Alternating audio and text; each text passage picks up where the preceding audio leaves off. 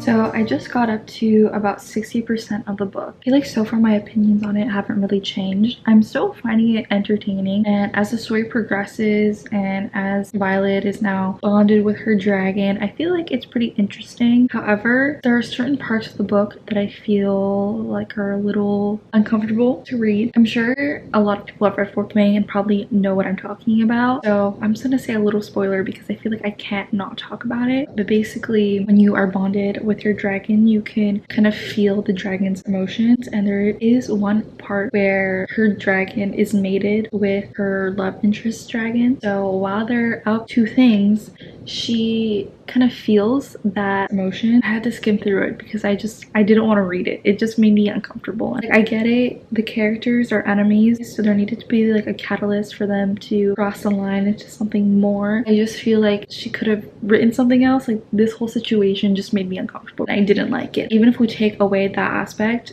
there are so many moments of this book where Violet is constantly just thinking, oh my god, Xaden, he's so attractive, like I can't stand him, but oh my god, he's just so hot. And there are a constant stream of thoughts like that, and I just find them very annoying to read. I would rather read about somebody mentioning, oh, like she's so tiny, instead of like he's so hot. So I'm just not loving that part of it, and I feel like it happens pretty frequently. As far as the plot goes, I feel like not much has progressed since I last updated. Like, we're still just going through trials. Kind of reminds me of Divergent as I'm reading this, because the different quadrants reminds me of the different factions, and the Riotous quadrant reminds me of Dauntless. Not that that's a bad thing, because it's pretty entertaining to read about, but I also think that for it being such a long book, not much has happened. But I'm going to continue reading. I have about 200 pages left on my iPad, so hopefully I can finish this book soon and we can get started on my next read.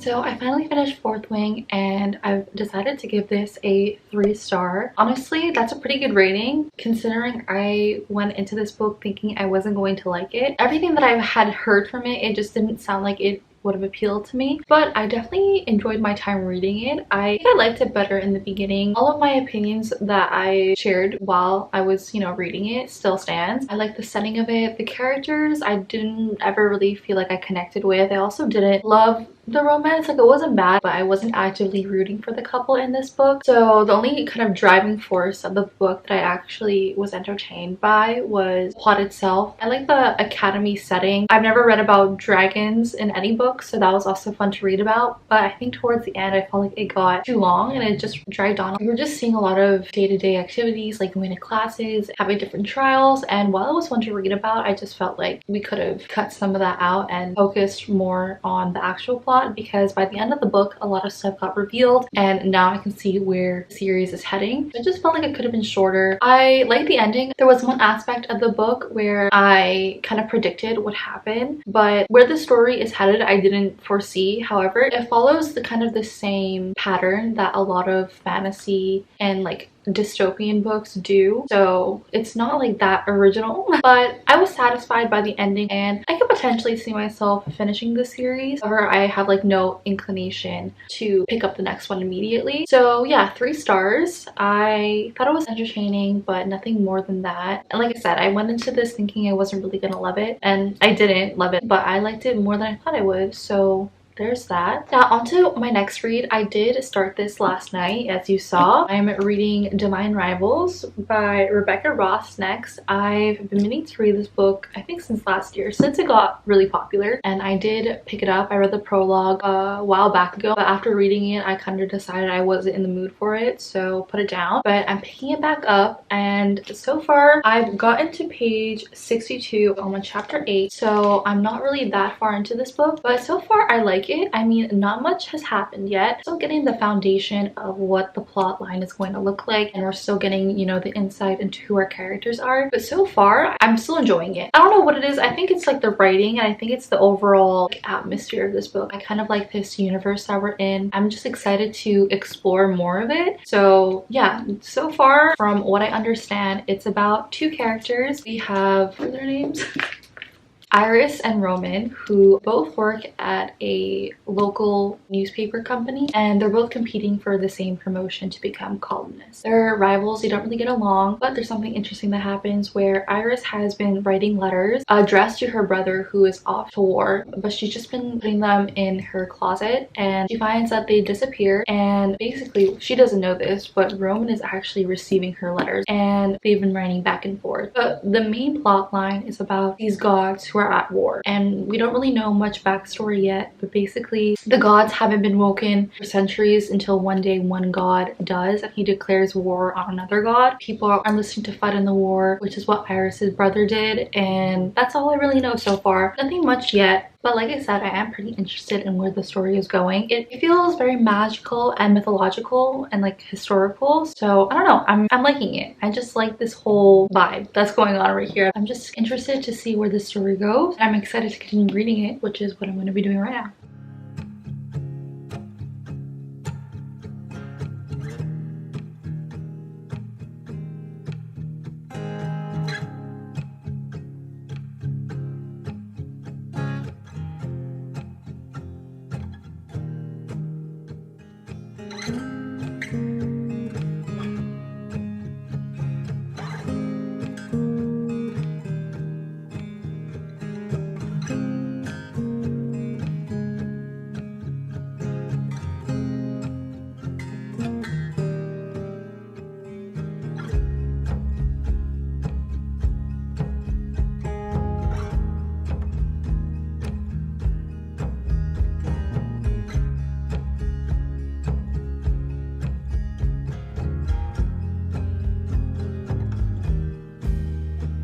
So it's been a really long time since I updated or even filmed this video.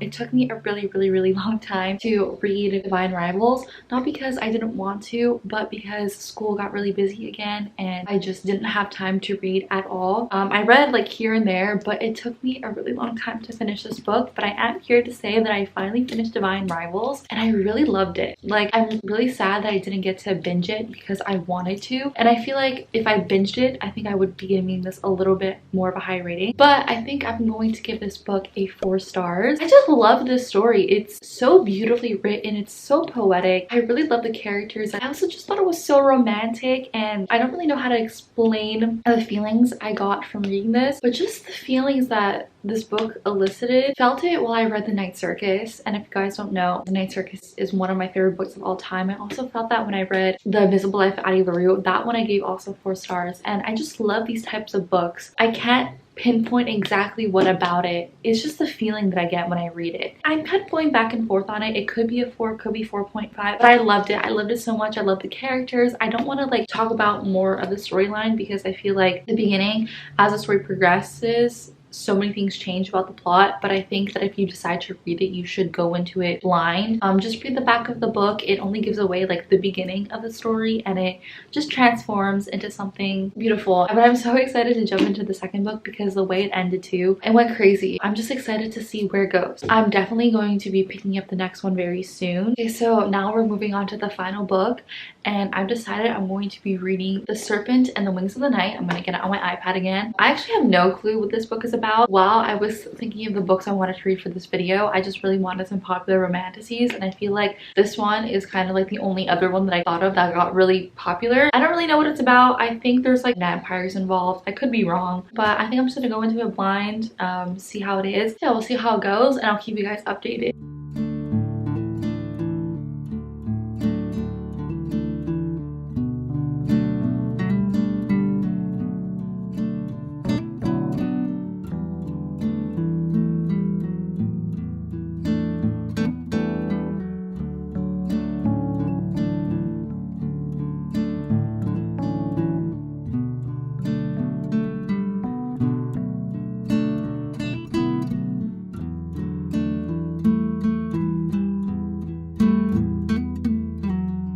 So I barely made a dent into this book, but I got to chapter 9. I'm about 18% into the book, but I feel like I understand what the storyline is. So basically we have our main character, Araya. She's a human, but she was adopted by a vampire king. I don't really know all the terminology and like the political systems yet, but one of the vampire kings, because there are different types of vampires. Anyways, she got adopted when she was 3, and it's 20 years later, and she's been living in vampire society basically. And the story is basically how she enters this trial like competition, kind of like the Hunger Games. It's basically a trial to honor the god of death, and the competition consists of 5 trials. It's in the span of 4 months, and if you win, you are granted a wish from this god. I'm ending this video, and for some reason I was having a lot of trouble explaining what she wanted to wish for. Basically, I don't remember the specific name for it, but she wants to bind herself to her dad and become a vampire without having the consequences of turning. That's her wish, because obviously being a human living in a vampire world is very dangerous for her because she is prey. But yeah, I mean, she entered the trial. First night has passed, but all of the different trials haven't started yet. I'm just getting on to the first one, and it's pretty cool. I know that there's going to be a romance that's developing. I met the love interest, but nothing has happened yet between them. So far, I mean, I don't have many opinions on it. I just started it. I'm gonna continue reading now, and I'll keep you guys updated on any thoughts that I have.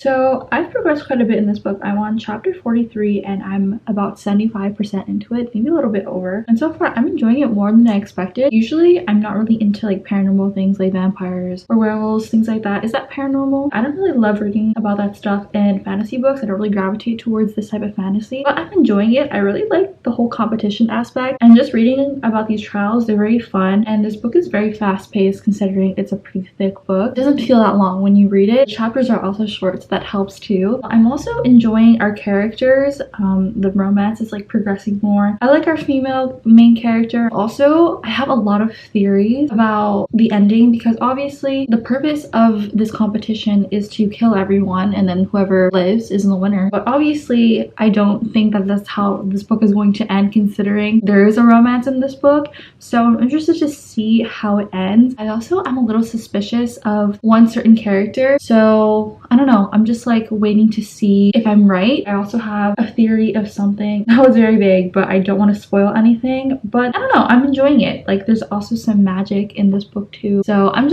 interested to see how it's going to end. So I'm gonna go try and finish this book today. Yeah, and then we could talk about my final thoughts and everything.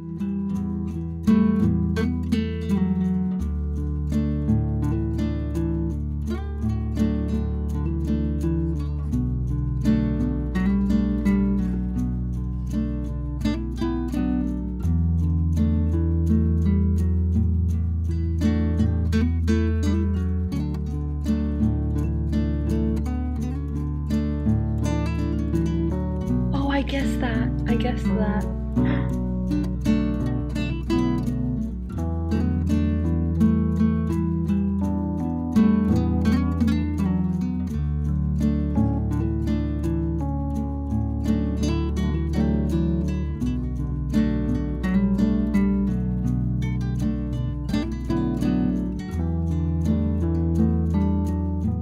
So I just finished The Serpent and the Wings of the Night. The ending went absolutely crazy. I filmed some of my reactions to the ending, but the theories that I had were not close. There was like one little aspect that I like kind of guessed, but I didn't guess it fully correct. So I really enjoyed how this book ended. Definitely on a, I wouldn't call it really a cliffhanger, but a definite plot twist for sure. And honestly, I really enjoyed my time reading this book. I'm gonna give this book a 3.75 stars. I had a great time. The only reason why it's like not a little higher is because I'm not really like that connected to the characters or the world, but I do plan on reading the second book. It's going to be interesting to see how it plays out because the tone is shifted and kind of like the storyline has changed. We're no longer going to be reading about a competition. I think like the political system is going to develop a lot more, and kind of that aspect of the book is going to be more of the focus of the story. So it'll be interesting. I enjoyed this more than I thought I was going to. Like I said, I don't really gravitate towards these type of fantasies, but I definitely enjoyed my time reading it. But I also enjoyed the